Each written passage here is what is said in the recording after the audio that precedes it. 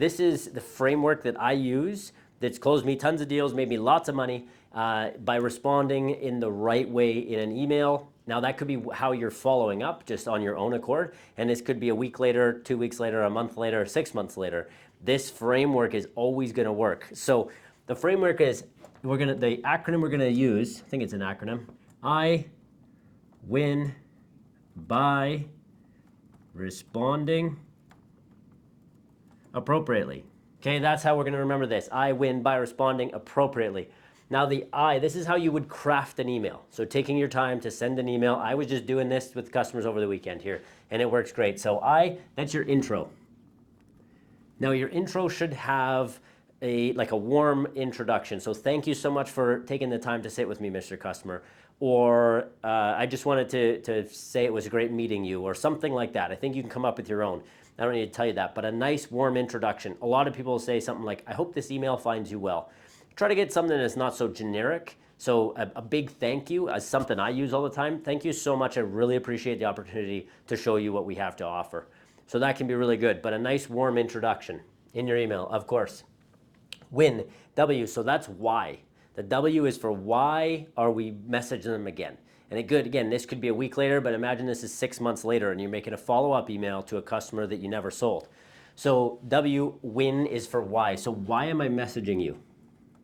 That would also be for what changed.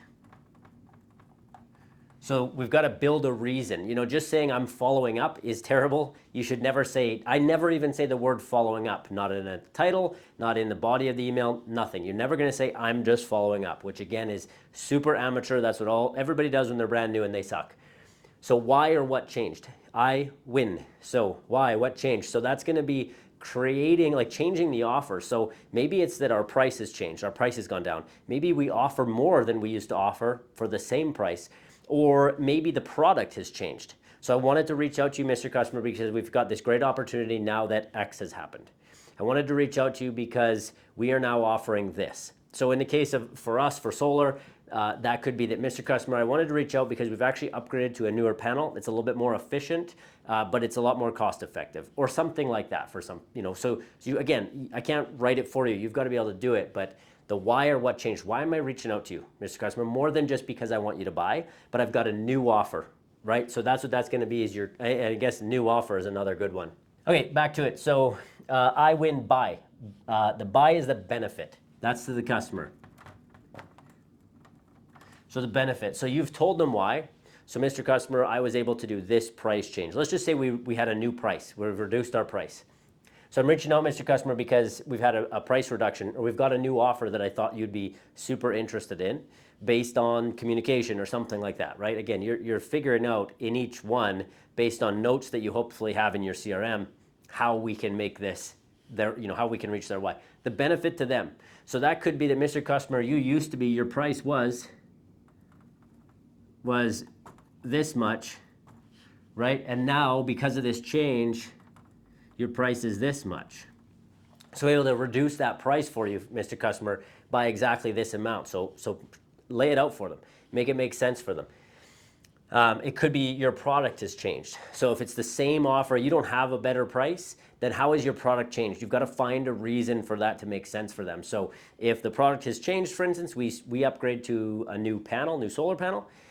Now, let's say we're selling a better product. It's going to offset their system more. Then we want to make sure we get that in there. What's the benefit to them? So it could be price, it could be a new product, it could be a new way we install things. It could be all sorts of things. It could be, in our case, the government programs. Maybe they've come and gone, whatever might have happened. Maybe we've got bridge financing that we didn't offer before. So you're going to find a way to benefit them from what's changed here. Okay, so the next one is the R. I win by responding. Now the R is actually for reiterate. So you're going to reiterate their pain points, is what it could be. Pain points. You might reiterate what they told you when you met with them last time. So Mr. Customer, if you remember, you told me last time that X, Y, and Z were your 3 problems. I remember that we were able to solve X and Y, but now I can actually solve maybe this one as well, right? So maybe I can solve Z as well, Z as well. So we're reiterating the pain points, we're reiterating why they want to buy or the problem that we've now been able to solve for them. That should now put us in position for the last one appropriately. So we're going to ask. Now we're going to ask for the business. Ask for the business. It is the most important thing, okay? I see it all the time, and I see it in our own CRM. We're finishing our emails by saying something like, let me know if this makes sense to you. Let me know if you're interested. Tell me what you think, something like that. But you've got to ask for the sale. You've positioned it. If you follow this, I win by responding appropriately. Intro, why did it change? The benefit to them. Reiterate their pain points or why you can sell to them now. And then ask for the sale. There's a reason. You're asking back up to here, right? And then back up to here. So Mr. Customer, now that we're able to address that last concern of yours of the price being too high, are you prepared to move forward right now? And you've got to be direct, and you can't be scared about being direct, even in an email. Now, the downside to an email is that you can't sense tone in the email, so it can come across as being too pushy. So maybe on an email, keep it a little bit light. But generally, it's asking, again, now that we've addressed these pain points, Mr. Customer, and this benefit again, is there any reason you wouldn't be prepared to move forward? So I used it all the time. I used it this weekend. So I'm just asking people to move forward one way or the other. But I'm very clearly asking a very simple question, and it is the very last thing in the email. Nothing comes after this, ever. And it's just maybe like, cheers. But it's always, the last thing is ask for the business. Because if you ask this question and then you start talking again, you're taking them out of answering that question. Now it's easy for them to forget. So throw this in. The very, very end is ask for the business. Don't just assume. One thing I hate is when it's hard to buy from somebody. So we can't make it hard to buy. We've got to remove the friction. It's a lot easier to say yes than it is to say, hey, I think I'm ready now. What do we need to do to get started? If I'm the customer, right? So make it easy for me as a customer to just say yes and not having to reach out to you, not having to say, well, I don't have any. What if I don't have questions? And you say, hey, let me know if you have any questions or concerns. We don't want to say concerns because concern is a bad thing. Why would there be concerns? We just addressed them all. Never say concerns. And just having them let us know is leaving the whole thing to them to have all that power, right? But we want to ask for the sale because it's also going to get us our objection so that we can overcome that one, right? And it's a cycle. We're going to get the objection. That's going to be this. On the next email, we can pull this again, right? Or we can pull a lot of this. Right, Mr. Customer, as we said, ask for the sale again. And this is going to be like, you got to be able to ask 7 to 10 times, right? Asking for the sale. And hopefully you asked when you tried to close them the first time, but you're going to ask them along the way, more and more and more.